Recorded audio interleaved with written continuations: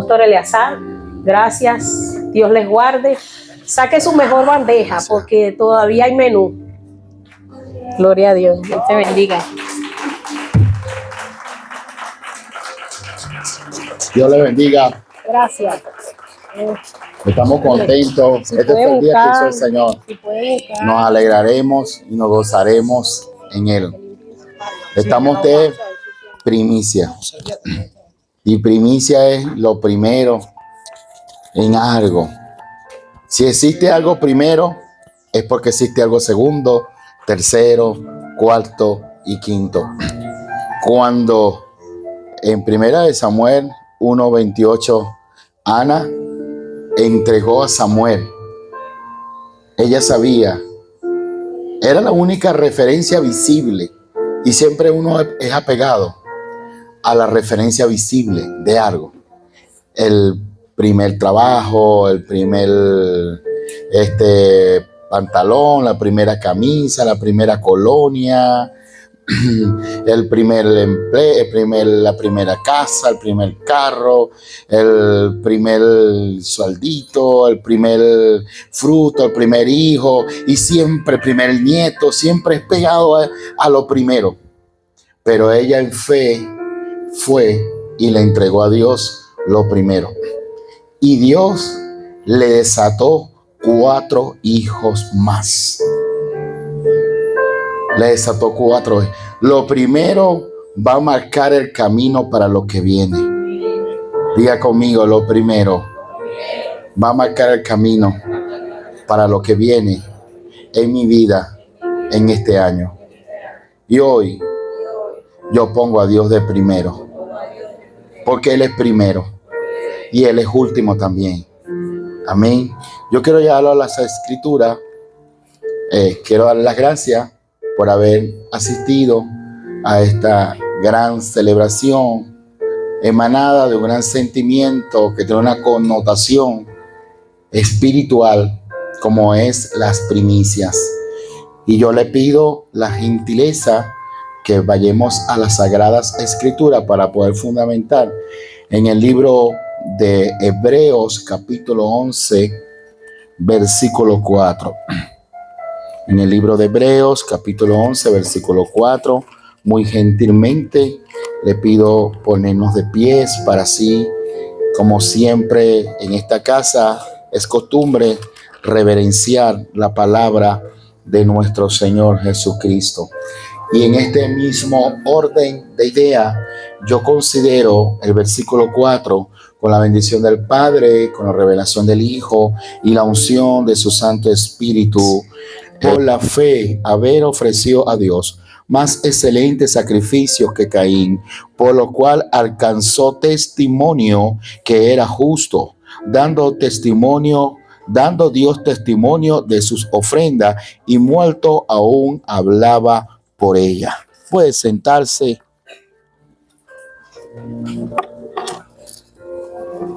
Amén. Gracias. Hoy quiero ahondar sobre el valor de las primicias. ¿Cómo se llama el tema?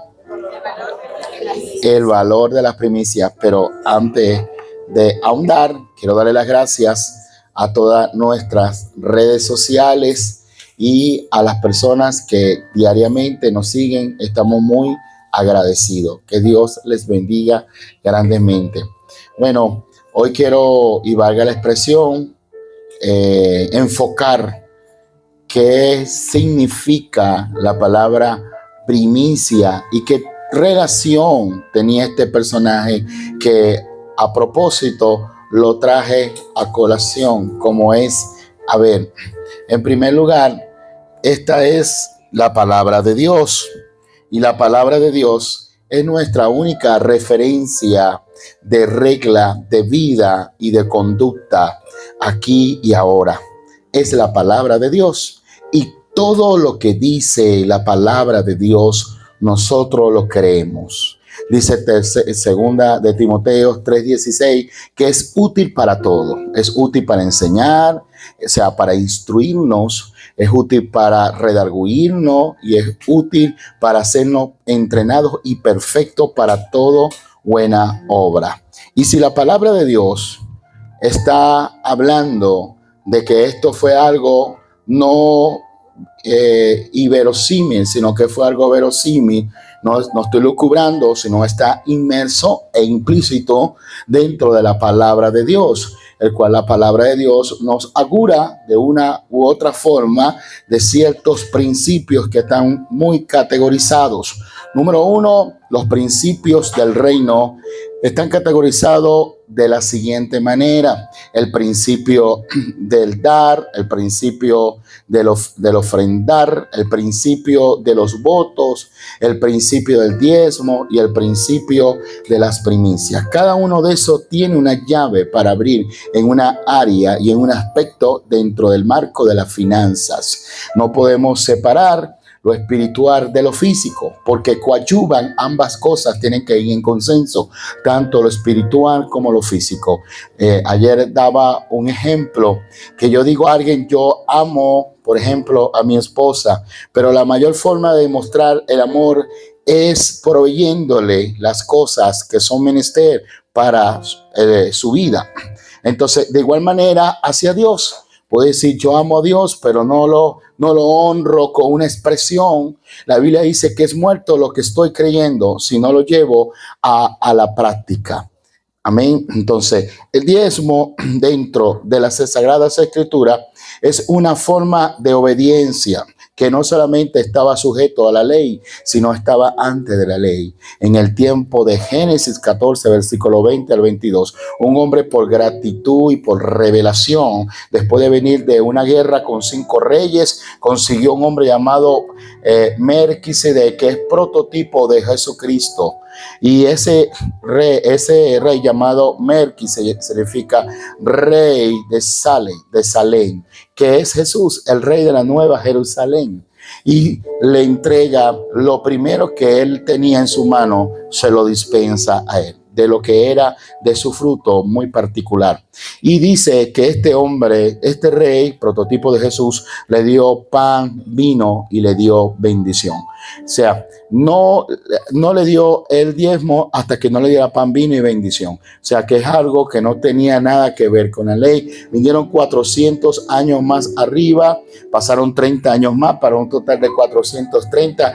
Dios levanta a un hombre de 80 años de edad y lo lleva a una montaña de 2.500 pies de altura, metros, corrijo, y le da unas tablas, le da unas indicaciones. En esa estaba implícita lo que era la ley. Dentro de la ley habla Malaquía, que le da una serie de directrices para que de esa forma el pueblo pudiese diezmar. Entonces, el diezmo en el Antiguo Testamento era una ley, pero antes de ser una ley ya estaba por revelación, y lo vemos en Abraham.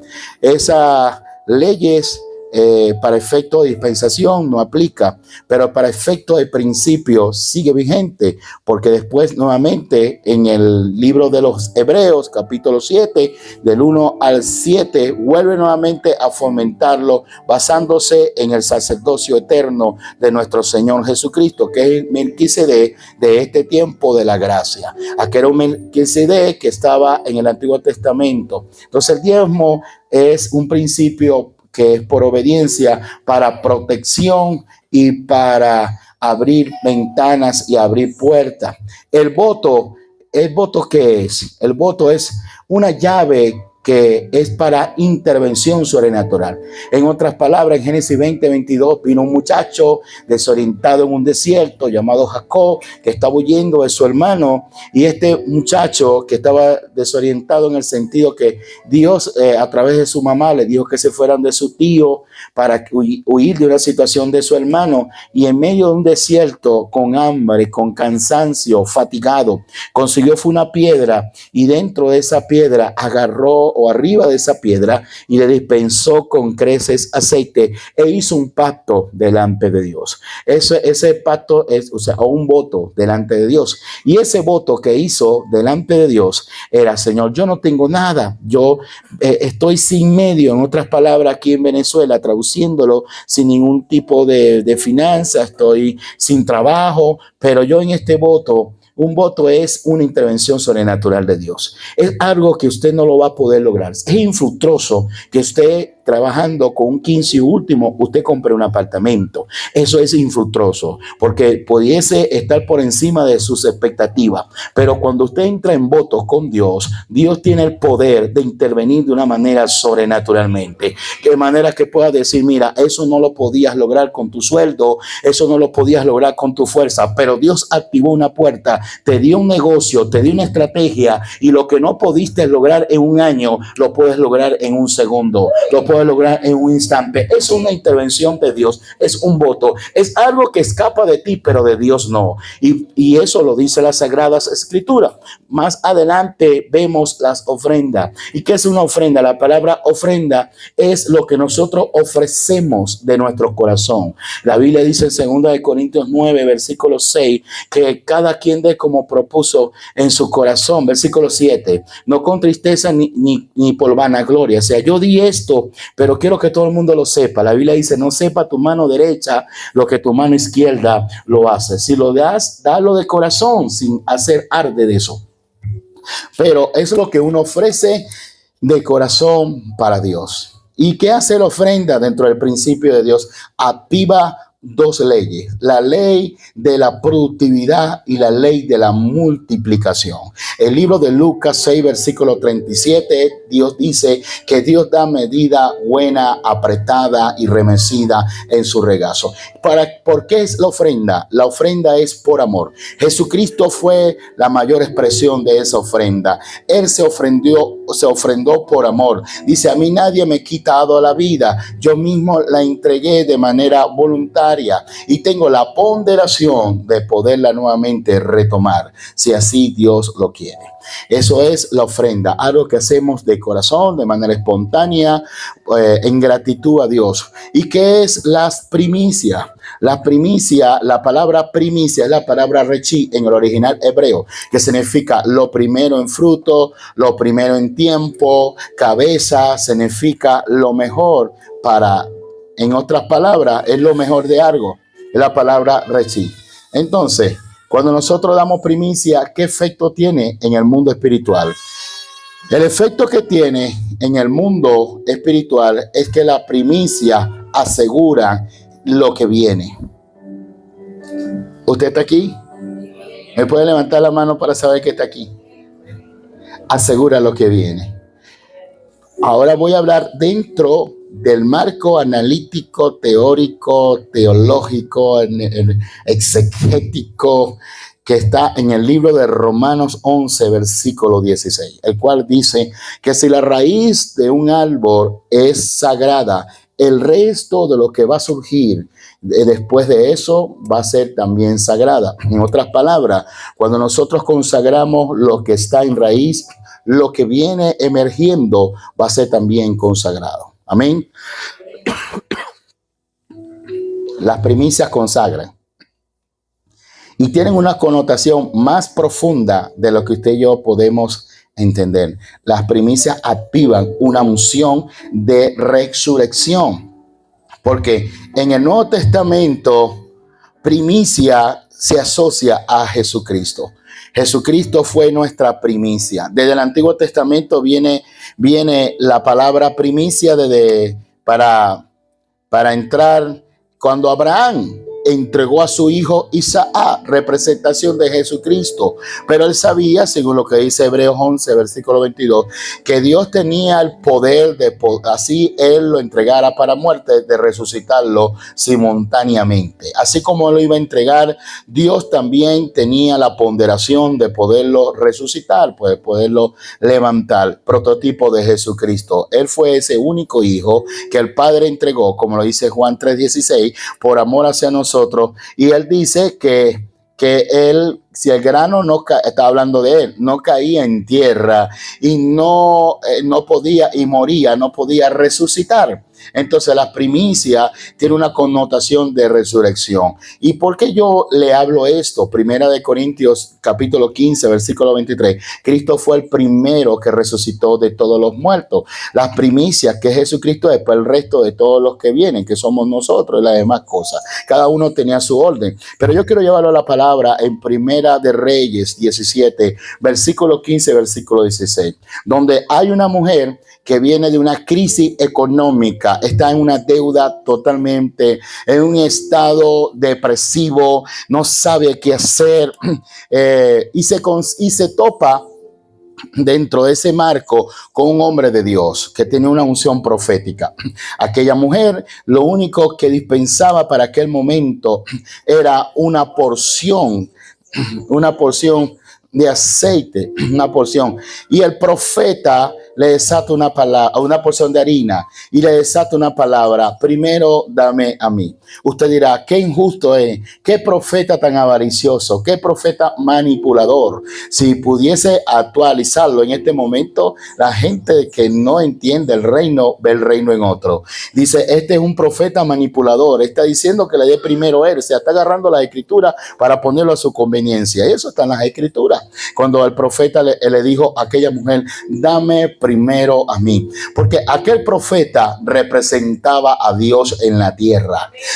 Si nosotros no honramos a alguien que hemos visto, ¿cómo podemos honrar a alguien que no hemos visto? Aquel era un hombre de Dios representando a Dios, que le estaba diciendo a una viuda, tú necesitas dar primicia hoy, tú necesitas salir de tu situación. Cuando aquella mujer en fe entregó la primicia, que era un poco de harina, él entonces le desata la palabra y le dice, así te dice el Señor, tu harina no va a escasear y tu aceite no va a escasear por mucho tiempo. Yo quiero decirle que cuando usted entrega la primicia, que es la única referencia visible, tiene que confiar que el mismo que te proveyó una vez te va a seguir proveyendo otra vez. El mismo que te sorprendió en un momento, el mismo que te ayudó en un momento, es el mismo Dios de ayer, hoy y siempre. Y si lo haces con fe, todo lo que no viene de fe es pecado, pero si lo haces con fe, creyendo, va a haber una intervención de Dios terrible en tu vida, y los pozos que estaban cerrados van a comenzar a abrirse,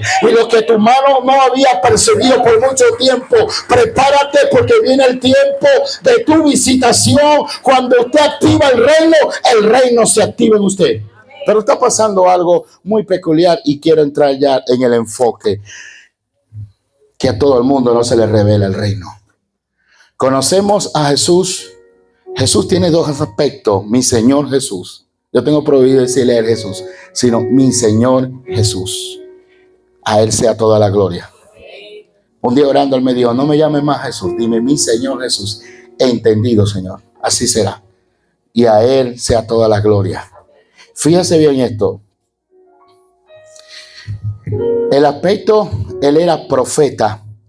Él era sacerdote. Pero también Él era rey. O es el rey, corrijo. Él es profeta, sacerdote y rey. Tres cosas que el único en la tierra que tenía esa connotación era. Conocemos a mi Señor Jesús desde el aspecto de Salvador. Y en el aspecto de Salvador todo es gratis.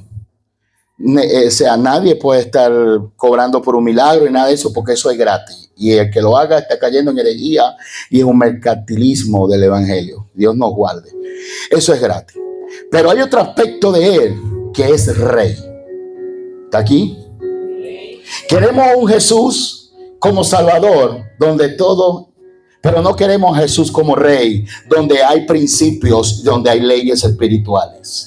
Y cuando nos manejamos con Jesús desde el aspecto de reinado, tenemos que hablar un lenguaje del reino. Y el lenguaje del reino no se le revela solamente a los que quedaron en el aspecto de Jesús como Salvador y no transicionaron al aspecto de Jesús como rey. Y en el lenguaje del reino hay principios. Y el reino de los cielos se mueve por principio. Y el principio da la entrada a resultados en el reino. Y cuando no camina por los principios, ve el reino de Dios en otro. Por eso que dice Eclesiastés 10, versículo versículo 7. Yo vi reyes a pies y vi príncipes, pero príncipes a pie y siervos a caballo.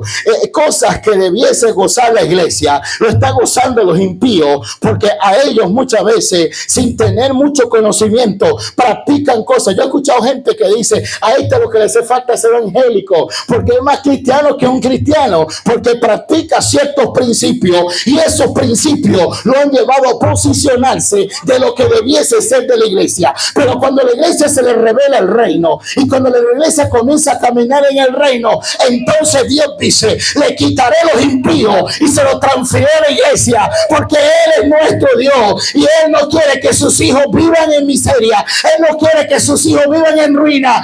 Él nos ha hecho herederos y coherederos. Nosotros somos llamados a representar el reino de Dios en la tierra, pero tenemos que cambiar el lenguaje y tenemos que caminar en el diseño del reino.